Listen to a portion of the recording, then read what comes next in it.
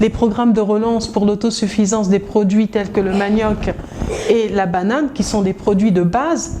Et là, 80% des actifs agricoles, ce sont des femmes. Alors, quand on observe notre société, il y a un constat, il y a un fait qui est bien visible. On se dit que le problème commence à la source, c'est-à-dire que lorsque dans une famille, on a des filles et des garçons, c'est vraiment dès le bas âge qu'on responsabilise, on conscientise les garçons sur l'obligation, le devoir d'aller loin dans les études ou de réussir parce que il va avoir à l'avenir tout un foyer à prendre en charge. Et à la femme, souvent dans les familles, il y a tendance à dire, bon voilà, tu es une femme, tu trouveras peut-être une couverture si tu te maries. Donc, comment faire pour changer aussi ce logiciel mental? Là-dessus, avec le concours du FUNEAP et aussi du ministère de l'Éducation de base, de l'alphabétisation, le ministère de la Promotion de la Femme a travaillé sur les stéréotypes dans les manuels scolaires.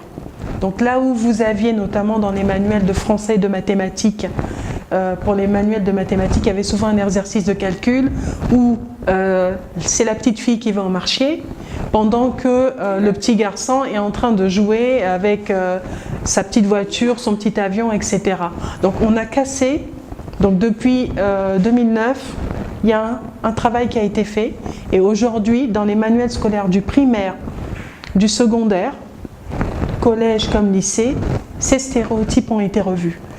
L'année dernière, donc non, ça fait 2 ans plus tôt, excusez-moi, que l'UNESCO travaille avec le ministère de l'enseignement de base pour créer des modules genre à l'attention du personnel enseignant. Du 25 novembre au 10 décembre, si je ne me trompe pas, le ministère travaille dans les opérations de lutte contre les violences faites aux femmes.